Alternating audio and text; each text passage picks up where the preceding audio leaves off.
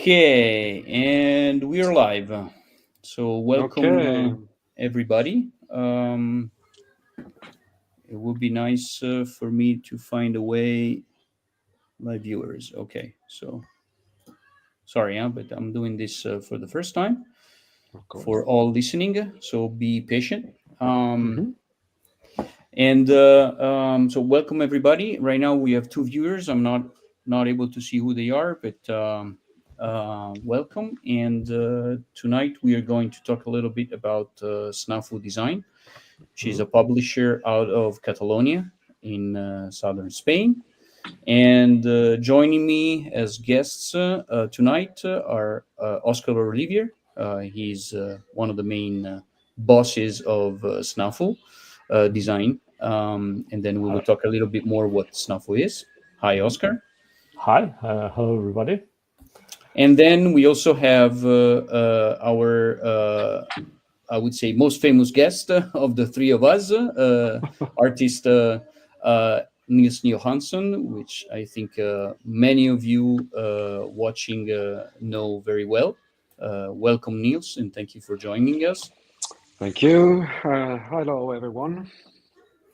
So Niels has some issues with his camera, so be patient, but he's able to hear us and will more than likely answer our questions and even questions that may come from the audience.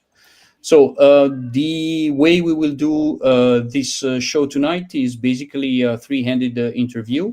There will be questions asked between us in a way also to present what SNAFU design is, where it's coming from and where it's going.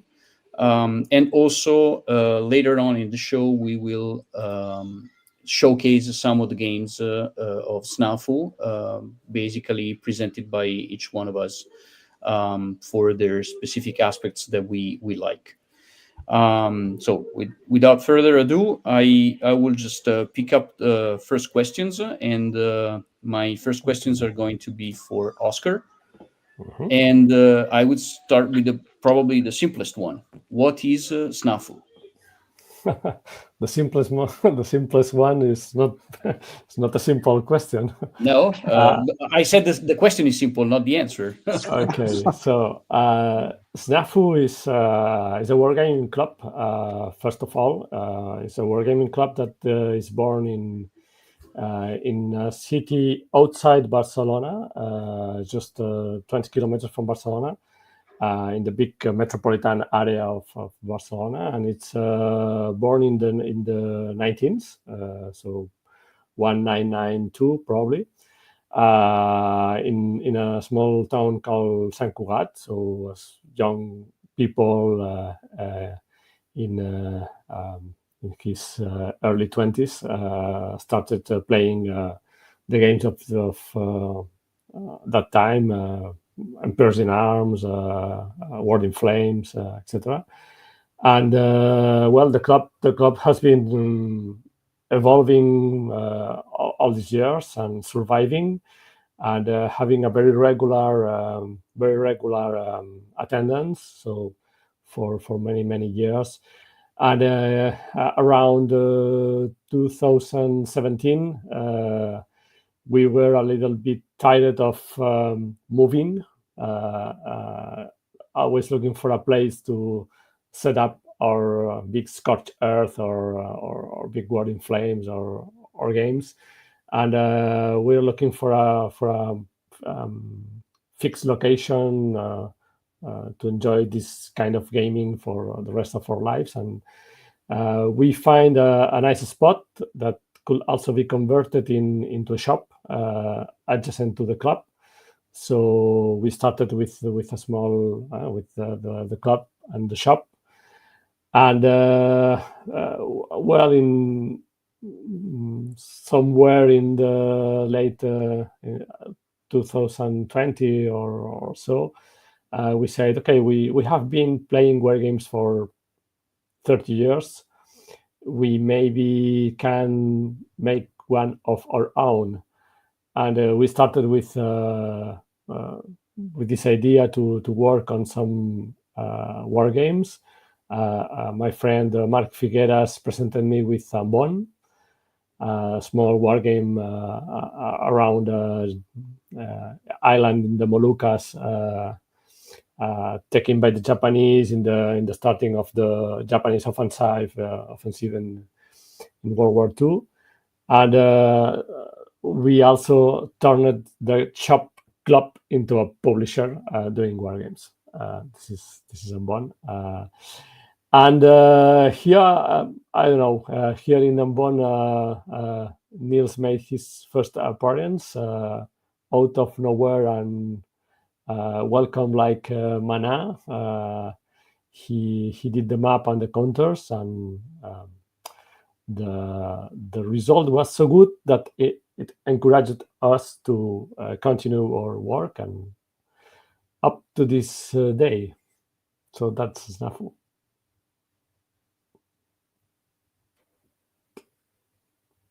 Okay, thanks, Oscar. And so the second question, which is tied to this one, is why did you choose the name SNAFU, which is in military jargon is generally it generally means something not very nice. So basically, so this is because of how the club was born. The club.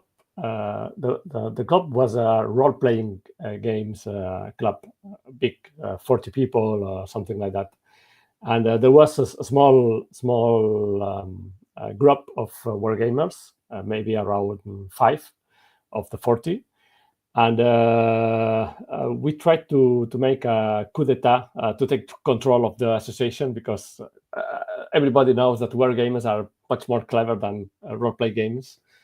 It's just a joke. Well, you know that role-playing games were actually war games back in the day. Yeah. Just joking. But the needs of both groups are not really the same. War gamers need a physical big space that can last in time. And role-play games are just one session, and then you clean up, and you don't need to have the map layout for many weeks. So we try to take control of this club, and obviously we get sacked.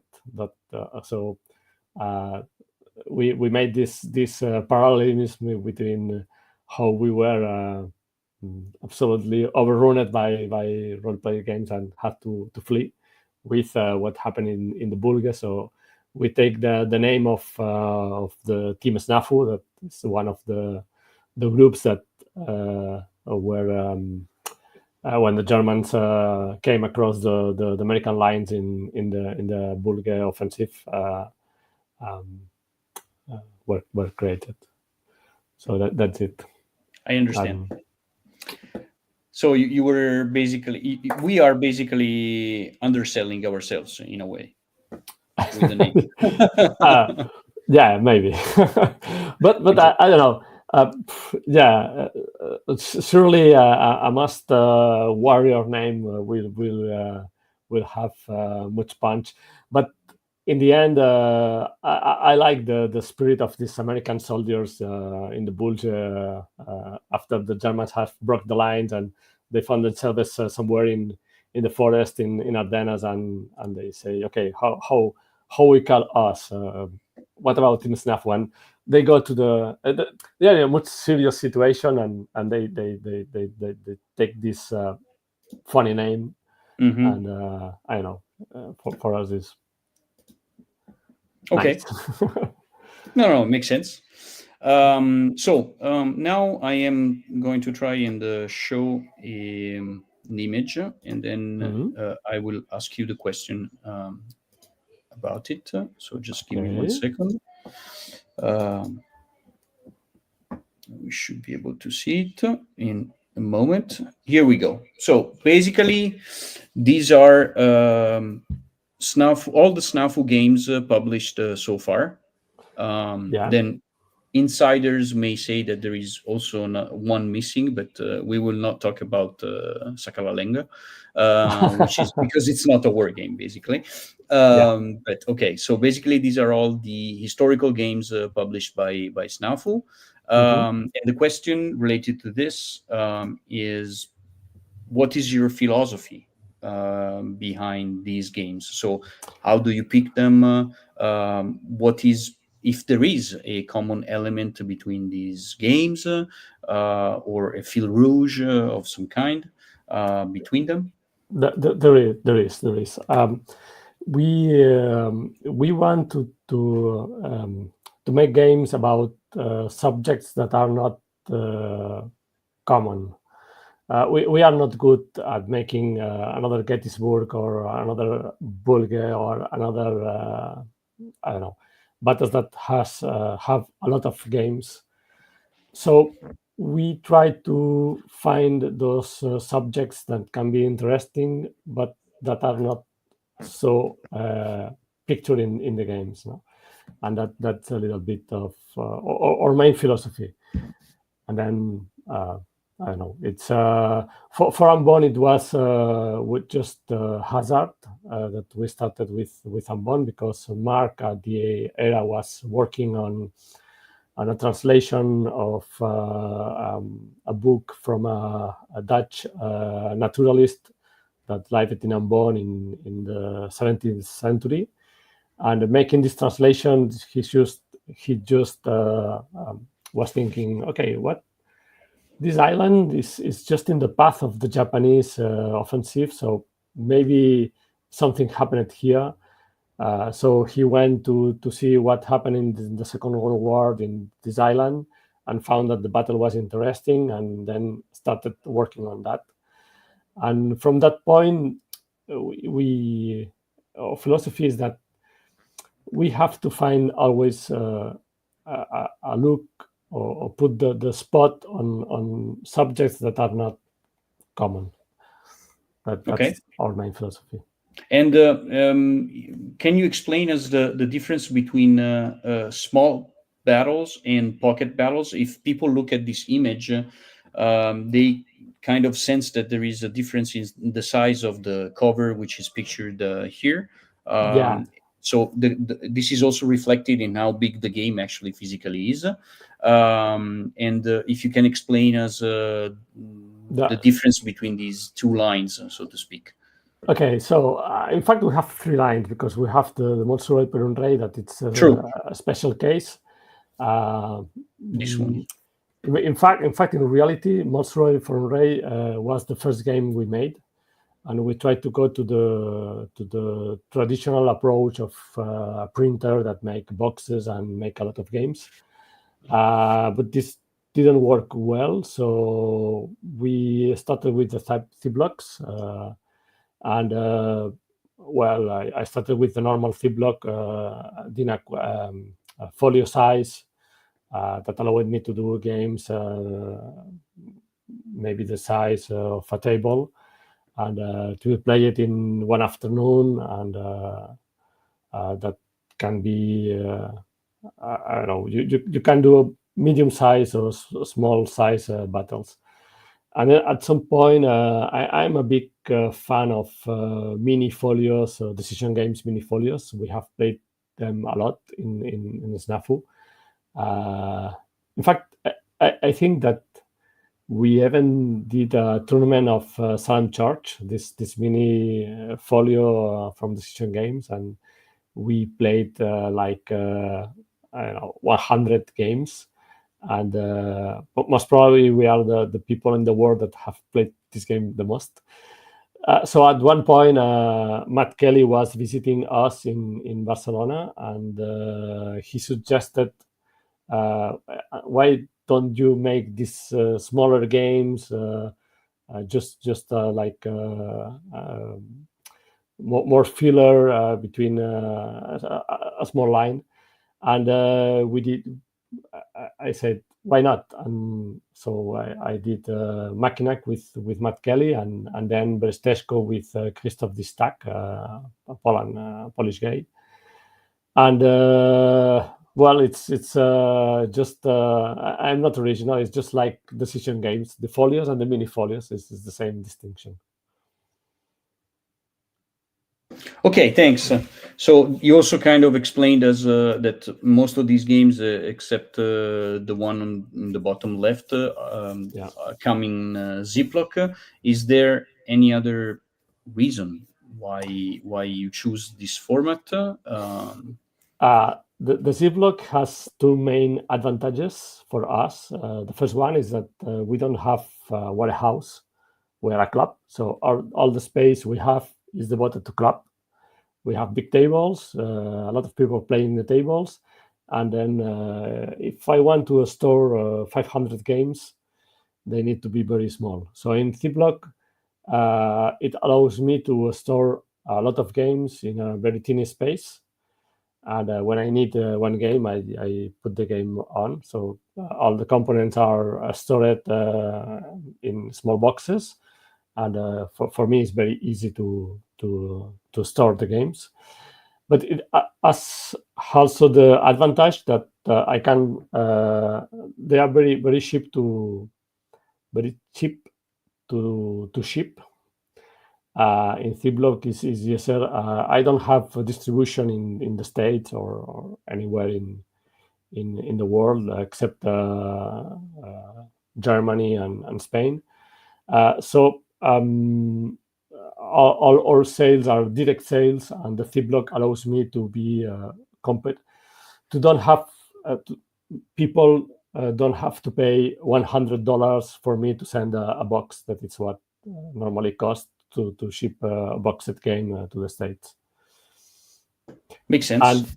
And it have a very big disadvantage. It is not all our advantages.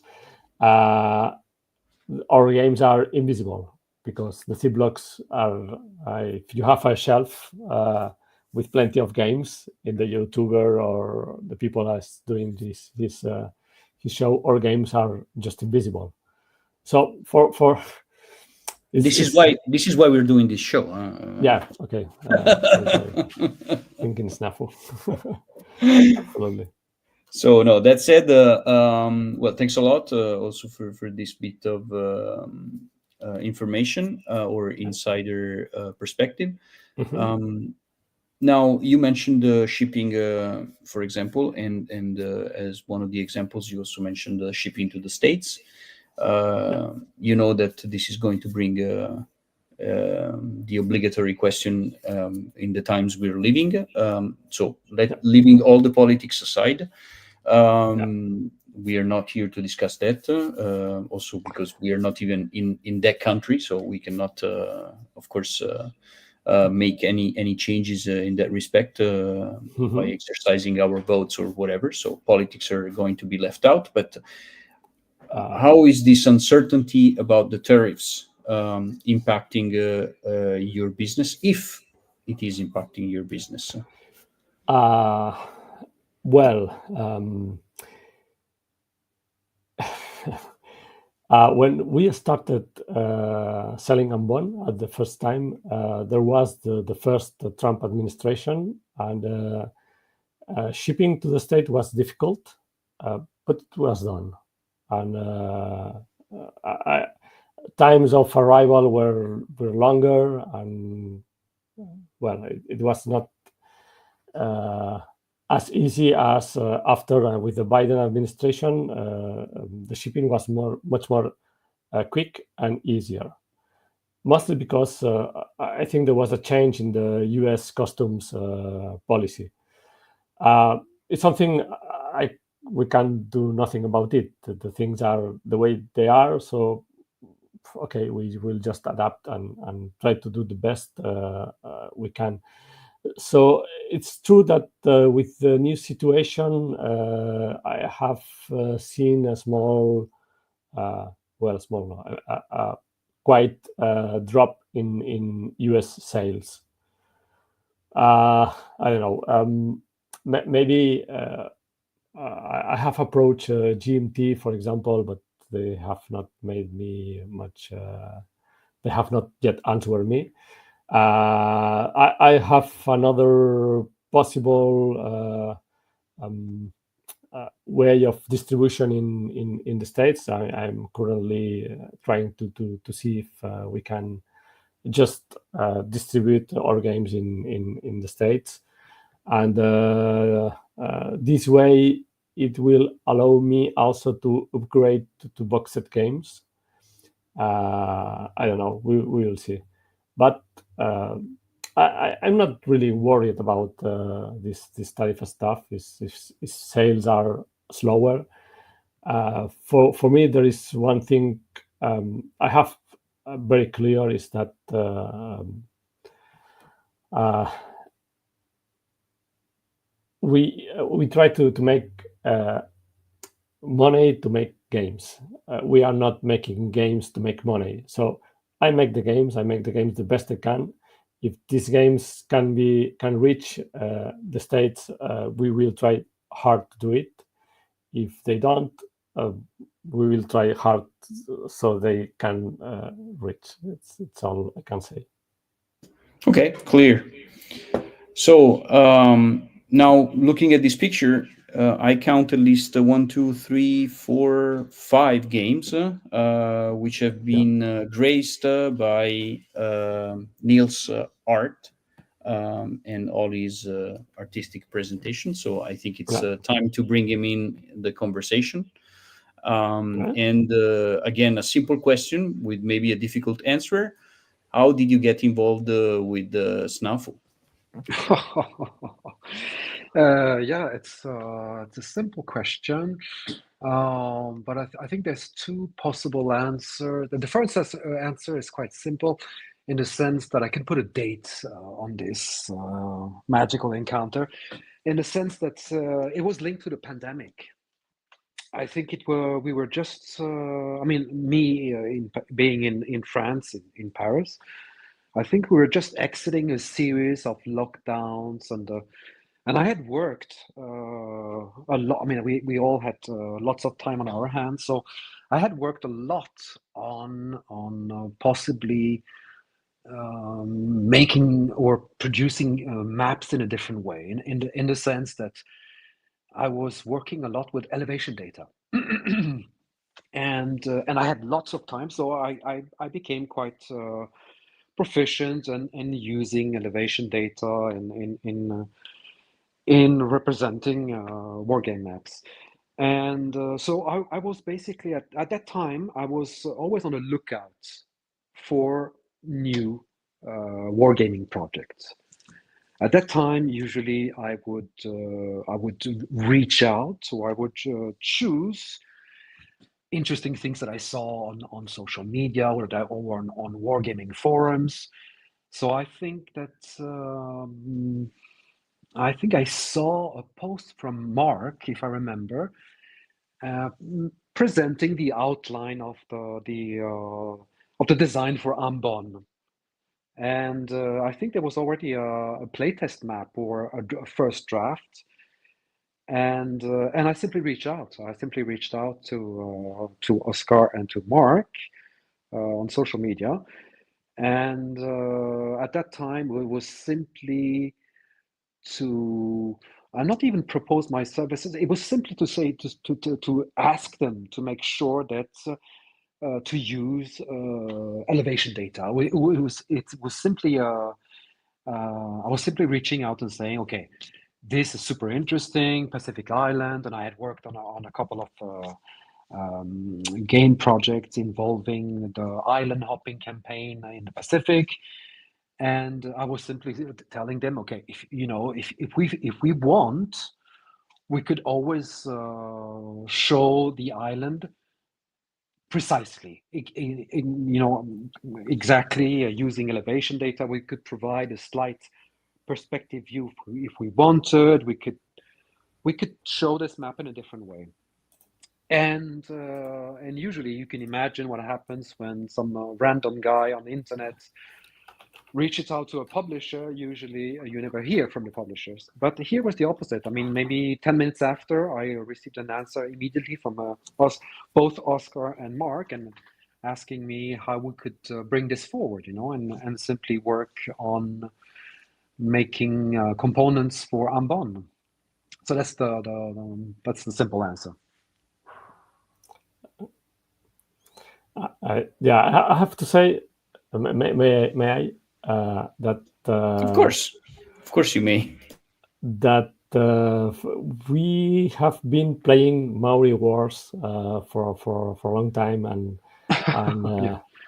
when Niels approached me, it was like saying, "No, it's not possible. The guy that has made this amazing map is proposing to make a map for my game that I don't know if you can show what was my map like, so if people want to see, maybe you can share my the first map. The They playtest. will Oh, I don't see. have it here. I don't have it here. Yeah, Oh, you that's have. it. Yeah. Oh, yes, So yes, yes. that I was the first remember. map. I was going Exactly. Yes. live with that map. I was hyper happy with that map and that counters, and then Niels came and it was like, I can't believe it. It's like, I don't know. It's like playing soccer and Messi tells you, do you want to play with me? So it's for me it And was I think, if I remember, also I had spent a lot of time watching all these war movies from the 40s and the 50s, you know, and especially in the Pacific. So, and when I saw the map, and I thought, okay, this was an opportunity to maybe provide this feeling of the old movies, you know, like a different view of the island, maybe something where you could feel a bit more the relief, the terrain, and avoiding. Now I can say it, the green splotches for the jungle, you know, which is the traditional way of showing the uh, jungle, uh, difficult or rough terrain or difficult terrain, you know. So yeah. and I was very surprised because you were both you and Mark were super open. And I came up with the craziest ideas, you know, perspective views, lights in the morning or light in the evening. It was really, we were really went crazy on the first draft. And That's you were both super, super open in representing the design in a different way, you know. So of course we had that. the hex grid, we had to conform to well-trodden standards in the game design, but Mhm. everything else was completely open. Yeah. Let me And let's show. it's a big change. It's a big change in the sense that Oscar, perhaps um, we can show also the finished Yeah, product. yeah. I'm trying. Yeah. and it was a big change because in the sense that usually the art package comes last. Okay, for most of the publishers, you're called in a very, very, very last moment, and they give you something, and you cannot deviate from anything. You have very little say in the sense that the game has been play tested thoroughly, and so you come in as the last wheel in the process. And here was the opposite. It means that right from the start, we worked on improving different components, and we came up with different ideas, you know, for the tracks of the presentation. So it was a radical, different approach from my usual interactions with other publishers, of course. So, and the game I mean, the map went through a couple of versions because Mhm. obviously the first version was black and white, something very dramatic, a perspective view, but it was completely unplayable. So we had to settle for the traditional top-down view, Mhm. but using elevation data. And it was probably my Yeah. first map. I can see a couple of mistakes. I'm crying here alone in Paris, but I can see. Come But on, Niels. it was the Now, first time where I could really use, because usually before Ambon, I would literally have to recreate the effect by painting the shadows. You know, you would have mhm. to almost do a painting of the. And this is the first time where we could use elevation data provided by a server with satellite data, and give an exact image of the island. You know, Mhm. And and it was fantastic also because here's something which is also it's a major difference. It means that most games would provide you with playtesting material, But even if you showed the real topography, the real terrain, the real relief, even if you show that one hex that was marked as easy or clear Mhm. terrain, even if it's smack in the middle of the mountain, they wouldn't change because the game has Oh, play tested like this. And here, what the fantastic thing is that we had this exact elevation data, and even if I remember, we even changed a couple of hexes that previously were marked as easy, clear, or rough, and we changed a couple of hexes based on what we saw with the data, which was unheard of. I mean, for me, it was a breath of fresh air because usually, if I'd brought this up for other project, they would tell me, well, we need to conform to the hex grid, and if we have the river here, we'd keep the river here, even if there was no river here in reality. So it was really from the get-go, from the start, it was really a different process. I think anyway on my side, and much more a very healthy process in the sense that finally I could see something where we still had to use the hex grid, of course, but I mhm. could finally see something where I would be playing even a game that I discover on something that conforms to reality, which is I'm sorry to say, but not often the case. So I mean, I think about the old Europa series, the old games from the 80s. Yeah. I mean, the map were so. I mean, the rivers were completely diverted. Like to fit the Oh, hex grid. I mean, it mhm. was anyway. So it was something really amazing to see that there was a path. Obviously, I mean, obviously there are some caveats in the sense that you probably wouldn't be able to apply the same solution on very, very large games. I mean, if I had to do a GTS on 5 maps, probably it wouldn't work in the same way. But both the format and the philosophy behind the SNAFU games made it possible. I mean, we could contain all the brainstorming, the innovative side and rethinking new components because the game remained on a manageable scale. So it was really a perfect fit. That's what I can say. Uh, I think it's a minima because I don't know. I know that you are a wargamer from long time ago, so you are a real veteran. So for me, it's normal that when we talk, Niels and I see you with a big respect because you were playing war games when I was just starting. So for I mean that you have a lot of knowledge, probably much more than I. So that's why No. the process is well.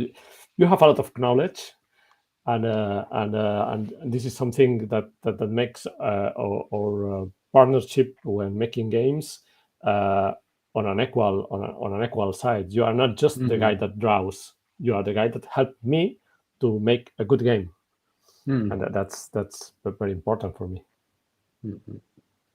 And so, Niels, we talked about SNAFU games Mm. and the lineup and so on, and we talked about the fact that the vast majority of them come in Ziploc format. Yes. Do you think that this format, in a way, of course, probably constrains you, but at the same time, does this also offer opportunities to do things in a new way, as if you were not constrained by this format? Or maybe just pushing you, kind of further and to the edge of the envelope rather than just feeling constrained. Yeah, yes, absolutely. I think the format is essential to the reception or the success of SNAFU games, in the sense that the fact that we had to keep everything on a small footprint, with a small footprint. Maybe Ambon is A3 if I remember, but between A3 and A2. And well, you need to So approach games in a different way, sorry to interrupt you, Nils. For Mm. those on the US side, A3 means basically almost like two-letter format sheets side by side. Yes, yes. And A2 It's is double that. A2 is e- almost the same as the standard war game map. exactly. So yeah, absolutely.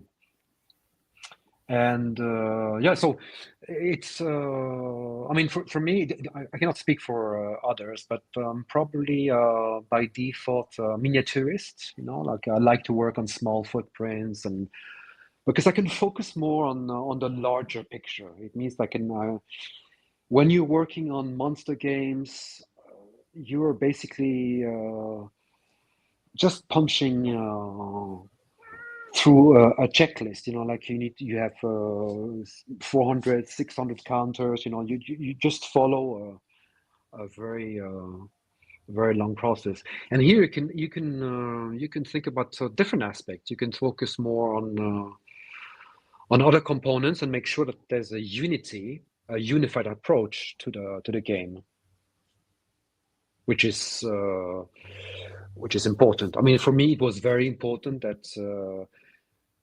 there wouldn't be any difference between in appearance or in general impression between the map, the counters, the cover, and everything, and the tracks. Yeah. And it's not something that you would necessarily want to do when you're working for larger games and other publishers. If with larger games, you're just happy to make the map and move on, because it's already taking you a tremendous amount of time. So here from the get-go, the format implied that we could really, really look into an overall impression, which was fantastic. It's one of my bête noire. Bête noire, it's one of my the thing which made me maybe slow down in playing war games. It means that there was always something missing in the end, in the recent games. I mean, up to 2020, in the end there was something missing. I mean, that there was. I felt that I really couldn't get into the games anymore, because maybe the history part was missing, or the visual cues that would explain why you would need to move units in a certain way. Something was missing. So this was the format here allows us to have everything come out as one unified package. Yes, I don't know how to explain this, but No, I think you explained it very well. But what I wanted to ask also was, because from what you're saying, it seems you are following some sort of a specific creative process when you are approaching these type of games, as opposed to perhaps larger and even more complex projects in a way. So, do you see that there is a pattern for you that you follow when you are approaching SNAFU games, as opposed to others, or is it falls into your general creative process when you are designing, when you are producing the art for a game, and also, as you described, developing it a little bit, because it goes hand in hand with playing and play testing the game itself. well, there are some real differences, in the sense that the format itself. I mean, even the counters, they come in a specific size. If I remember, it's 13 millimeters, and it meant in general that we needed. We needed to consider also representing units in a different way. Maybe thinking outside of the box. By default, of course, NATO icons. But in case we needed to think about a different way of representing tracks, or the units, or the counters, the markers, I needed to do more research. It means that A SNAFU game means that I will spend much more time reading up in a very exhaustive way on the history part of the game. This is something very important in general for my process, but the map in itself, the component in itself, once I'm sure about where I want to bring the game in terms of presentation, it's maybe 3-4 weeks. But before I can get to this point, the reading would probably take me 2 or 3 months. And reading, Wow. of course, that's the history part, but the reading also means looking at the contexts of the period, the time frame in which the game is located. It means that since we are much more dependent on finding all these visual clues that are grounded in period references, well, besides the battle itself, well, I'm going to look around. I'm going to look at all these visual adjacencies that would possibly give us more, but a little bit more margin in presenting components.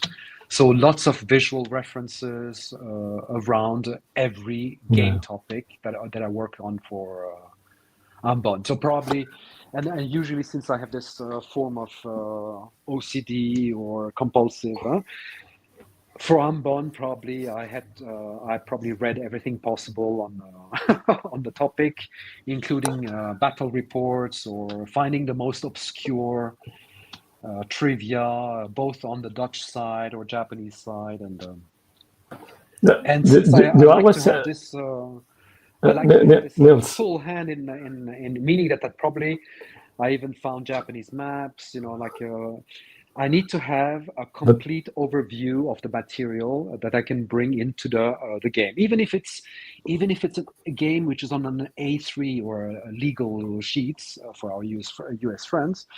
I need to have this complete overview of the historical references around a topic. you always say one thing that I love a lot is that you need to get in the mood of the game, and this is something that amazes me. Well, my wife will tell something different, but it means that usually for every game topic, especially for SNAFU, it's complete immersion. So for Ambon, probably I was probably sleeping with a uniform and I mean, I'm usually only I'm completely in this immersive moment where Wow, that's fascinating.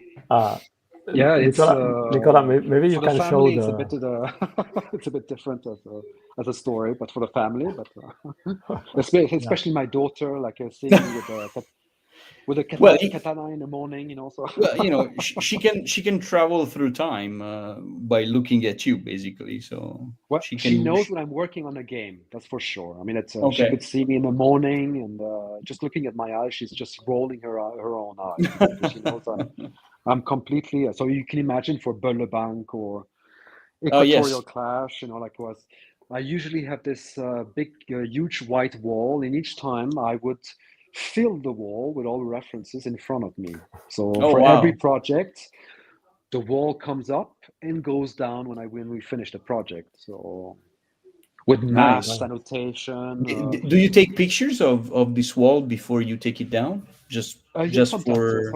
yeah. for the It, museum. bec- it becomes this almost like this serial killer thing, where you linking the pictures With the strings and with making links. strings and everything, and making sure that you're not forgetting something which is important.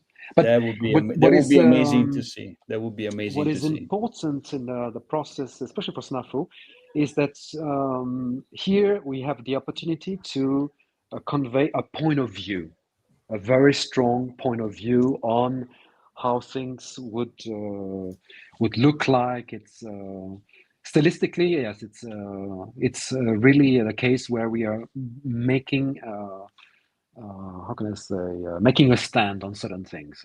So of course this implies that you much more research. So research is the main part of my process. And with the research, together with the research, of course, you look into new technical solutions. It's often the case that if you look at most of the projects I work on, there's not one project which is similar to another. It means that I don't necessarily have a style per se, but it meaning that every game project would bring up new technical solutions, which for me is also important. So you're learning new things, as you for each game topic, it means necessarily that you would think about looking for completely new solutions in every aspect, even if we don't use them. But in the end, it's something where it allows you to discover to read new things about something that you thought you knew, like from Maleme, for example. I thought that I knew very well this episode. I mean, in fact, it forces you to rediscover or go more in depth into topics. Absolutely fascinating. Thanks. So, Thanks for sharing this. maybe it's time to put a question for Nicola. Oh, really? Okay. Yeah, because you are evading the situation, but Well, I thought it was one of the privileges of being the host, not having to answer questions. But okay. Once you give me a micro, it's okay. Nicola, how do you get involved with SNAFU? Okay, so again, similar to what Niels said, I can kind of pinpoint specifically in time because I think it was 2022. And we met, when I say we, means I, you, Oscar, but also the rest of the gang, meaning Mark Figueras, Ivan Prat. You came to a small convention we have here north of Rome. It's one of those conventions basically where you just go to play. You isolate yourself for 3 days from the rest of the world, and you just play from the morning until late at night, any kind of games. And you guys were all there because you had been invited by the organizers, and you were play testing Maleme, 12 hours at Maleme. And I got involved. We shook hands, and we introduced ourselves and so on. And then you had me playing a turn, I think, of the game and so on.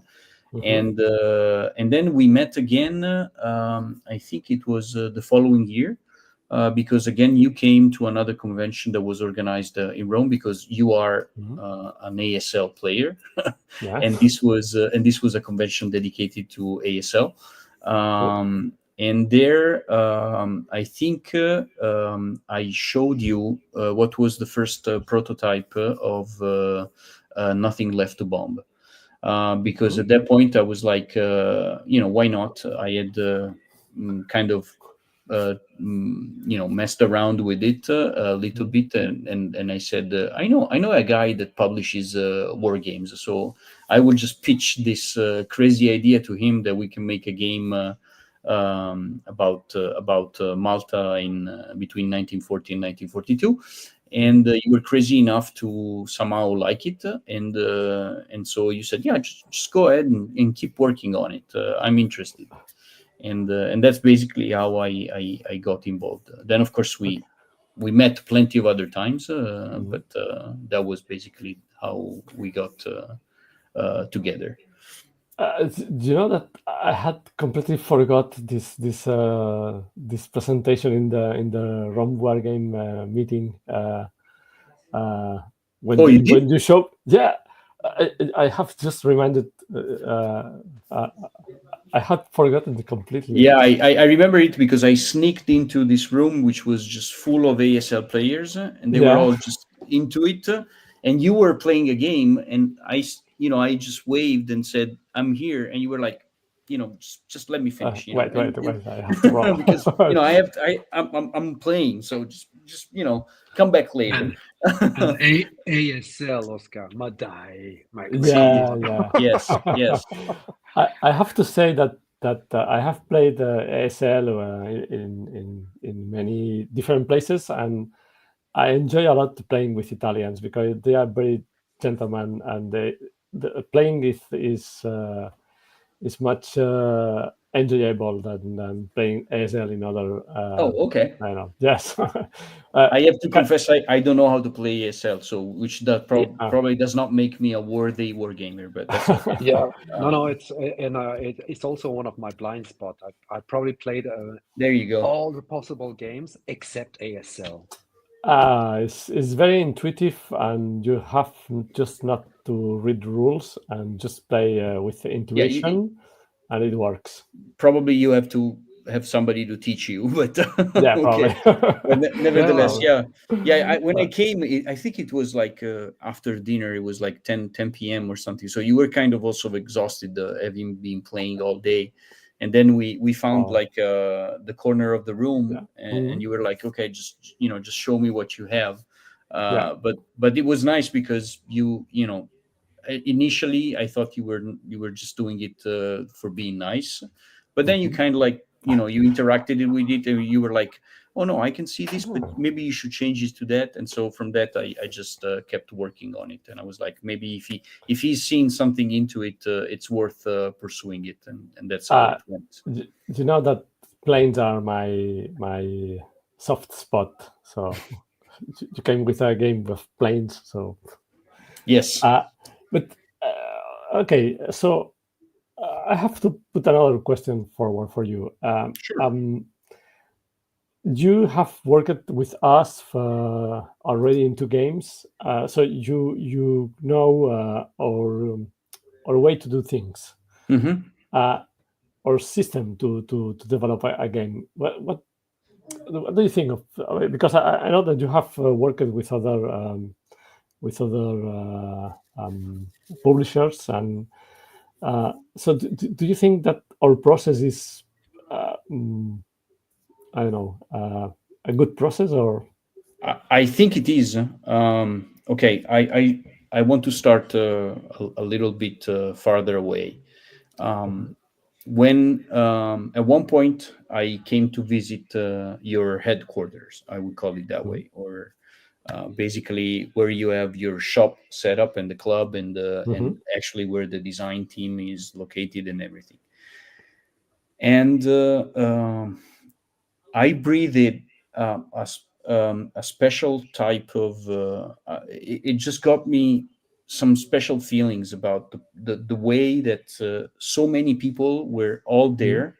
They mhm, were always interacting with each other, and they were.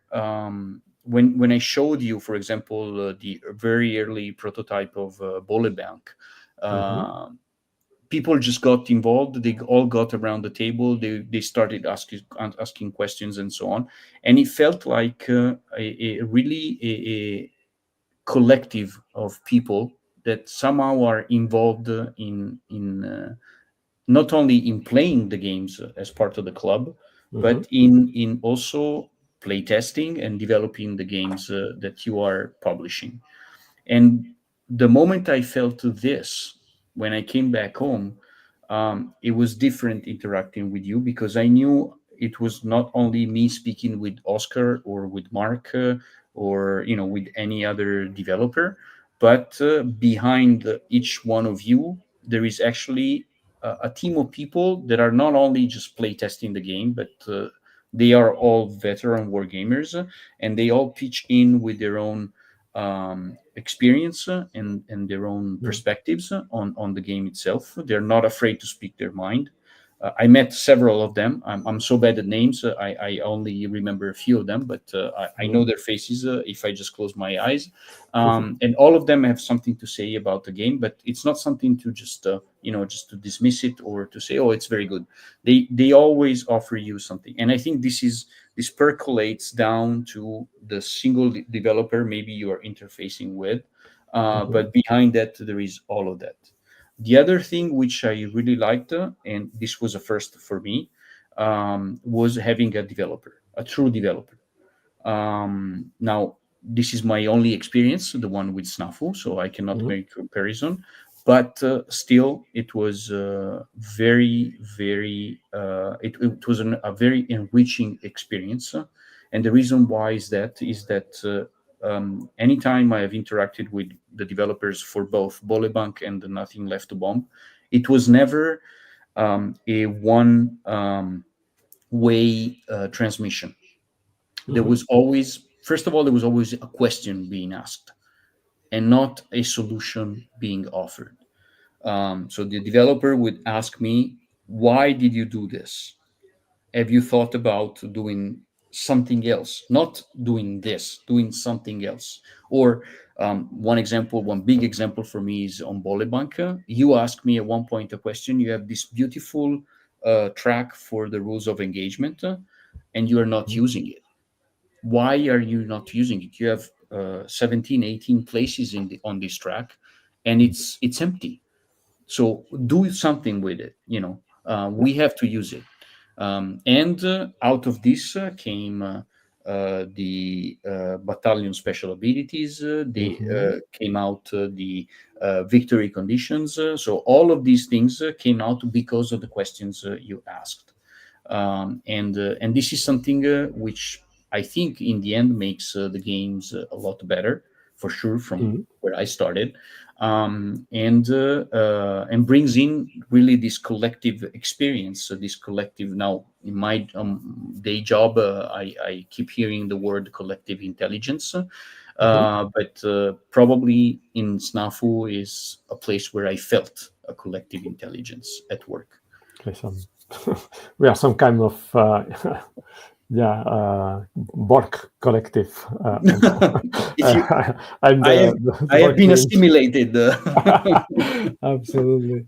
So This is the what? moment where you raise the red flag behind, like a commune, Exactly. Yes, Yeah. in a way, you know what? In a way, after reading and hearing interviews about people that were involved in SPI, for example, it kind of gave me the same vibes in a way. When Mhm. for example, when I was there in Sabadell at your headquarters, I really got the vibes of a place where there was always something going on in terms of games being played, games being play tested, games being produced.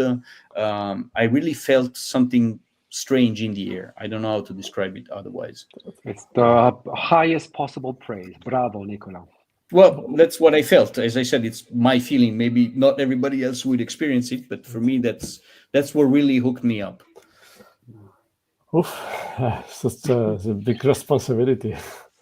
Uh, okay, and what do you think is the real limit between the because internally we have a lot of discussions when we have someone that presents us a game, and we act as this collective developing team that I just manage. Uh, what's the limit between tweaking the original idea of the designer and producing a game that it's worth publishing? Uh, do you think that there is a limit? Um, I think there is in the sense that every design, as you know, for example, the great Volker Runke says many times in his interviews, every design is a model of the situation, which another way to say it is that it's a lens through which you're looking at a specific battle or campaign or even the whole war. mhm. And the designer basically chooses what to put in and what to leave out. And this is what should not be changed in the development, because if you're changing this in the development, in my opinion, you are changing the lenses, and therefore it's okay, but it's not the original designer's intent. No.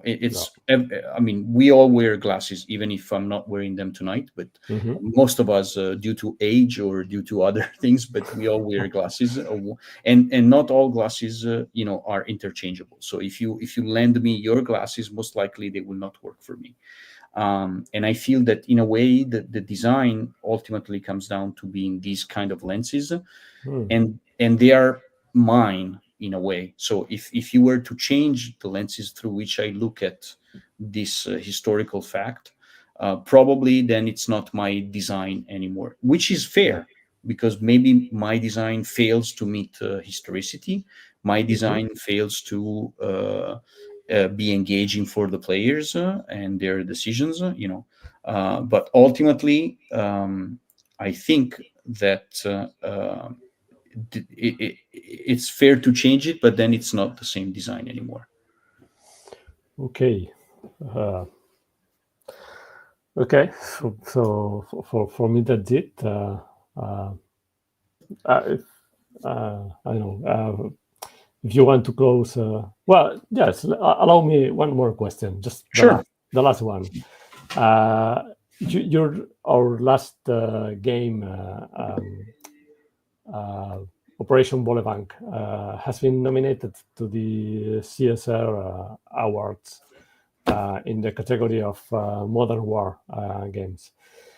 And well, what's your attitude because towards this recognition? Just the nomination, eh? We Yes, don't yes, no. Okay. As I've said stipulate it. also on social media, for me, it's already a win because I know there is a committee and there is a selection performed by a committee. And this means that somehow they recognize something in the game which was worthy for the nomination. And so this basically is for me already something outstanding because maybe I haven't done the math, but if I look at last year's numbers of war games published, probably we are in the hundreds, I would say, and that I get picked, and also the fact that the game itself gets picked from a European publisher. It gets picked and it's in a Ziploc format. So all of this is really something amazing for me. Also, I would stress that if it weren't for Neil's art, if it weren't for your development, probably the game would not have made it. And in a way, it's a recognition of the team effort. And so this also flatters me in the sense that it's a recognition also for all the people that were involved at one point or another in making this game. That said, it's the CSR awards, and if for us older grog nerds, it has still some meaning, even if it's not the same as many years ago. And so definitely flatters me. But other than that, I just hope that any other game I will make in the future will be received well received by the people playing it, and if it doesn't make the awards, it will still be okay. We're in line. I think absolutely. Okay. Okay, so we are past the hour, so I don't know if we just want to end quickly about what's going to Just come for the future in SNAFU, or if we want to talk about a couple of games specifically. We don't have many viewers left actually at the moment, but this will okay. be recorded, so we can still stream if you want. Uh, well, in fact, for the future, hard to tell because we work in many projects and we are really under strength. We are just overrun by daily life and real jobs, and so it's difficult to make more than one project at a time. Actually, we have many projects at a time, and I don't know. We have just sent to the printer Turkey that was meant to be a small game, quickly made, and turned out to be a game that took almost a year to develop and produce. So there is nothing small. We are advancing in Aragon 2038, a game about Aragon offensive with the same rules as Santander. We have a new game from you that Nils is doing the art about Operation Brenner. So it's all the bombardments of the supply lines for the Gothic line. I think again that will be very good at. We are still working on hot dry season that takes a lot of time to test, and there is a lot of work to do here. We are still having small games. Matt Kelly has another game on the 80-12 war, just the naval side, the Battle of Carpenters. We have a small also game about Pommern, the campaign for new Pommern in First World War. I know we have a lot of projects. We work slowly on all of them. I forgot to name some of them, so it's not exhaustive list. And slowly we will continue our pace to do above all good games, and then we will see. Okay, well, it sounds like a plan, and it sounds like there is a lot of fire in the oven, as they say. So Yeah. that's good. That's good. Too many. And okay, in closing, if people want to keep up with what you're doing, where is the best place, or where are the best places to follow you? And the same question is also for Niels. If you have, if you have, Okay, I maybe let Niels start, okay, and then I close. sure. To follow us, you mean? To Yeah, follow to your follow work you. in general, Niels, to follow what you're doing. If people want, Usually the most active is on Blue Sky. okay. Blue Sky under the handle Zwei Gefühle. Mm-hmm. And then on BGG you can see you can find more details and information about all the SNAFU games, of course. Sure. And in addition, I'm quite active on Discord also on. Okay.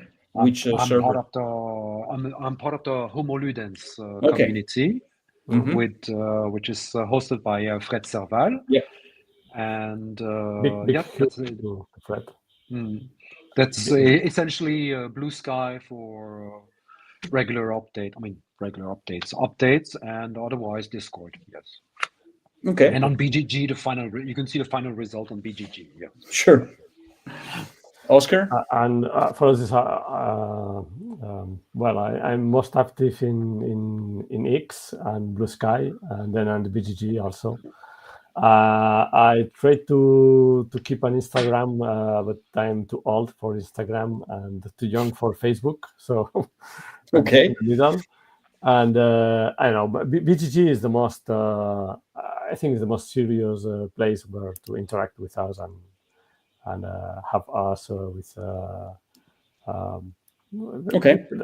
I'm accessible through direct message in the BGG, and you can always send a mail, or the best is just to come to Sabadell and come visit us. Yes. And we will host you. I would really recommend that. It's an experience Yeah. not to miss, frankly Okay. speaking. Okay, guys. Well, thanks a lot, and Thanks to you. hopefully this will give SNAFU better visibility also on the other side of the pond, as we said. Okay. Yeah. And thanks again for taking part in this and for answering all the questions. Thanks to you, Nicola. Thanks to everybody that is looking. Thanks to everyone that joined the stream. Thank you.